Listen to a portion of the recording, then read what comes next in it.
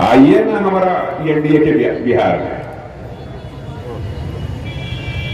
आइए ना हमारा विकसित बिहार में। एनडीए के शासनकाल में ये बिहार विकसित हुआ।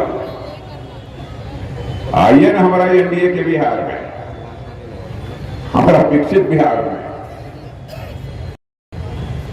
अब जानते हैं आरजेडी के लोग क्या कहेंगे, क्या कहते थे, क्या हालत थी।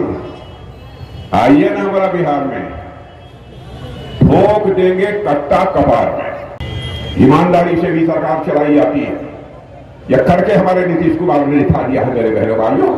20 वर्षों तक मुख्यमंत्री रहने के बावजूद कोई मां का लाल उंगली उठाकर नहीं कह सकता कि उनके दामन पर कोई भ्रष्टाचार की दाग लगी हुई है। जैसे लगता है कि आरजेडी के लोगों के अंदर क्या लोक लाज ही समाप्त हो गया। बिना लाज के, बिना हया के परिवार नहीं चलता। बिना लोक लाज के लोकतंत्र भी नहीं चल सकता, यह देश भी नहीं चल सकता। लोक लाज ही समाप्त हो गई। भ्रष्टाचार करें और डंके की चोट पर जाकर लोगों के सामने हंसी ठिठोली करें। हम जो कहते हैं वो करते हैं। हमारी कृति और कथन, हमारे कहने और करने में बहनों भाइयों कभी कोई अंतर नहीं होता। विडंबना रही है भारत के राजनीति की, लोगों के कृति और कथन, कहने और करने में अंतर होने के कारण ही भारत की राजनीति और भारत के नेताओं पर से लोगों का विश्वास धीरे धीरे कम होता चला गया और भारत की राजनीति के प्रति यह विश्वास का संकट निरंतर गहरा होता चला गया। और भारत की राजनीति में पैदा हुए इस विश्वास के संकट को चुनौती के रूप में भारत में किसी ने स्वीकार किया है तो हम लोगों ने स्वीकार। जो कहेंगे वो करेंगे, प्राण जाई पर वचन नहीं। करके दिखाए, कोई बताए तो कि क्या कहा था क्या नहीं किया। बहनों भाइयों, 2014 में भी मोदी जी प्रधानमंत्री पद के उम्मीदवार थे। मैं पार्टी का राष्ट्रीय अध्यक्ष था।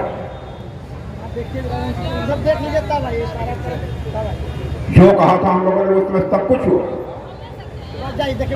उस समय देश की हालत क्या थी दुनिया की नजरों में और आज देश की हालत क्या है दुनिया की नजरों में। पहले धन दौलत के मामले में हमारा भारत दुनिया के देशों में 11वें स्थान पर था 2014 में। और बहनों भाइयों, आपको जानकर खुशी होगी 9-10 महीने के अंदर ही हमारी सरकार ने वो करिश्मा कर दिया। हमारा भारत धन दौलत के मामले में दुनिया के देशों में जो 11वें स्थान पर खड़ा था वह जंप लेकर 4थे स्थान पर आ गया। मानी जानी फाइनेंशियल फॉर्म्स, वित्तीय संस्थाएं इस विश्व की कह रही हैं भारत में इतनी तेजी के साथ एनडीए की सरकार यहां से प्रधानमंत्री मोदी जी प्रकट कर रहे हैं, इस संभावना को नकारा नहीं जा सकता। कि आगामी साल 1.5 साल के अंदर ही यह हमारा भारत धन दौलत के मामले में दुनिया के देशों में 3रे स्थान पर आकर खड़ा हो जाएगा। मेरे बहनों भाइयों, एक अमेरिका होगा, रूस, चाइना होगा और उसके बाद भारत। सरकार चलाने का तरीका नहीं। पहले आते थे नेता लोग आश्वासन दे जाते थे, तरह की बातें करते। नेता वह है जो कहे वह करे। यह चरित्र नेता का होना चाहिए। हम लोगों ने भी जीवन में राजनीति की है। कोई मां का कोई बेटा यह बतला दे कि हमने जो कहा हो वो किया। बहनों भाइयों, यह भारत की हालत ऐसी थी। एनडीए की सरकार आप लोगों ने दिल्ली में मोदी जी के नेतृत्व में न बनाई होती, क्या हो गया होता है भारत का। यहां बैठे हुए जागरूक लोगों से भी कहना हो चाहता हूं, आप विचार करिए क्या हो गया होता भारत। पहले भारत विश्व के मंचों पर कुछ बोलता था तो भारत की बातों को जिस गंभीरता पूर्वक लिया जाना चाहिए नहीं लिया जाता। लेकिन आज भारत अंतर्राष्ट्रीय मंचों पर कुछ बोलता है, दुनिया के सामने खड़े होकर भारत कुछ बोलता है, सारी दुनिया कान खोलकर सुनती है कि भारत बोल क्या रहा है, यह भारत की है। ये राहुल जी को क्या हो गया।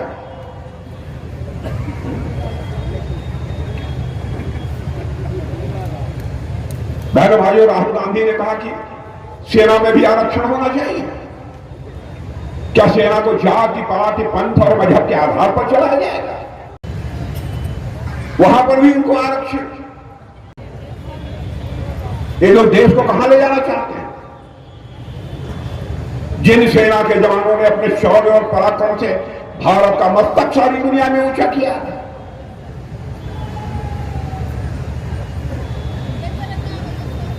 उनको भी जात पात पंथ मजहब क्या रहा? कोई हो, हिंदू हो, मुसलमान हो, कोई किसी जाति हो, इस सेना में भर्ती हो गया, उसका एक ही धर्म है, वह सैन्य धर्म है। एक दिन मैं देख रहा था, पानी में डुबकी लगा रहे थे। आपने देखा होगा टेलीविजन पर, देखा कितने लोगों ने देखा है, डुबकी लगा रहे। तो मैंने कहा उसके अलावा कुछ बचा ही नहीं है, बेचारे करेंगे। हमारे देश की सेना ने भारत का मस्तक नहीं ढुकने दिया है। आपने देखा पड़ोसी देश पाकिस्तान से आतंकवादी चोरी से छुपकर भारत की सीमा में घुसा है। हमारे निर्दोष नागरिकों को, जो बेचारे घूमने गए थे कश्मीर में, वहां की सुंदर जो वादियां हैं, वादियों में घूमने गए थे परिवार के साथ, धर्म पूछ कर एक मारा 26 लोगों को। भाइयों, उसके बाद मैंने सेना के तीनों अध्यक्षों की बैठक बुलाई, एनएसए भी मौजूद थे, चीफ ऑफ डिफेंस स्टाफ भी मौजूद थे। मैंने एक ही प्रश्न पूछा था, क्या पाकिस्तान के खिलाफ ऑपरेशन को आप तैयार हैं? हमारे तीनों सेना के अध्यक्षों ने क्षण की देर नहीं लगाई। उन्होंने कहा कि सर, हम ऑपरेशन के लिए पूरी तरह से तैयार हैं।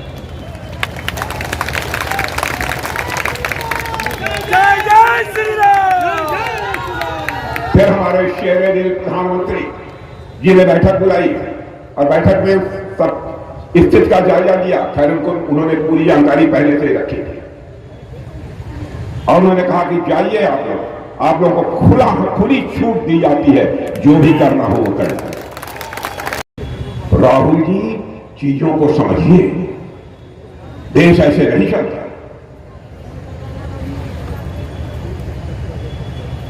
ये बच्चों का खेल नहीं है। 9 ठिकाने तय किए हम लोगों ने, और बहनों भाइयों, आप सबके प्यार से, आपके आशीर्वाद से हमारे सेना के जवानों ने 9 आतंकवादी ठिकानों को तबाह कर दिया, बर्बाद। ये राहुल जी, आप जाति और धर्म के आधार पर राजनीति कर रहे हैं।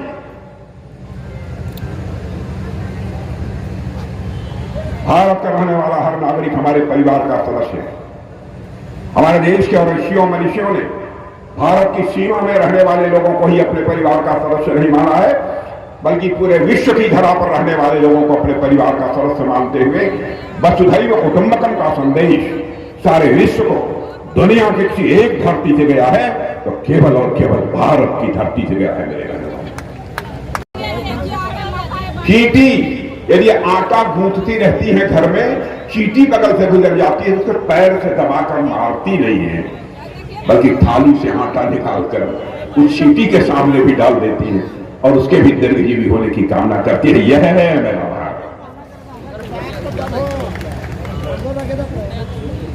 भारत क्या है यह राहुल जी जानते ही नहीं। केवल भारत में रहने वाले लोग ही हमारे परिवार के सदस्य नहीं है, पूरे विश्व की धरा पर रहने वाले सभी हमारे परिवार के सदस्य है। वसुधैव कुटुंबकम का संदेश सारे विश्व को, दुनिया की एक धरती से गया है तो हमारे और आपके देश की धरती भारत से गया है। आप अपना रक्षण चाहिए। ऑपरेशन सिंदूर अभी समाप्त नहीं किया है, सुन लीजिए, स्थगित है, अभी रोका है।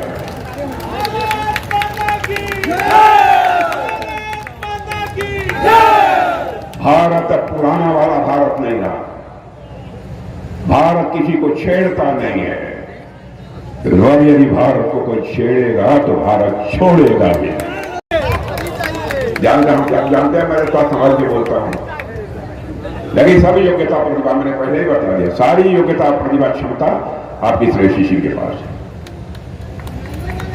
वैसे मेरा आशीर्वाद है जो फले फूले बड़े आगे हैं।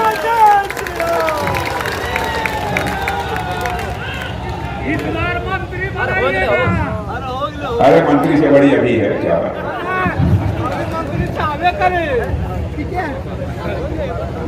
अरे जो हम लोगों की बेटी होगी वो मंत्री से बड़ी नहीं होगी क्या? लेकिन मैं कहना चाहता हूं कि जो घोषणा पत्र जारी हुआ है वह कोई सामान्य दस्तावेज नहीं। धन्यवादियों, अटल प्रतिज्ञा है। जो कहा है वह अक्षर उसका पालन होगा और सारी चीजें पूरी होगी। बिहार आगे बढ़ रहा है, बिहार आगे बढ़ेगा। बिहार यदि विकसित बिहार बनेगा तो सारा भारत भी विकसित देश बनेगा, विकसित भारत बनेगा। 2/3 सीटों पर एनडीए विजय प्राप्त करके अपनी सरकार बनाने का हमारी नेता आ गई है।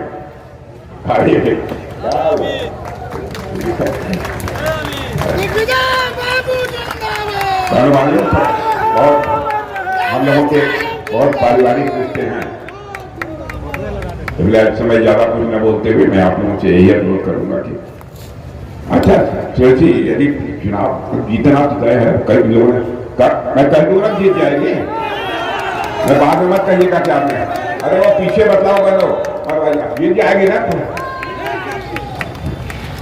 तो कभी भी एक आध बार उनको फिर से बुला लेना, अब पूरे जमुई के लोगों को इकट्ठा करना, सारे लोग।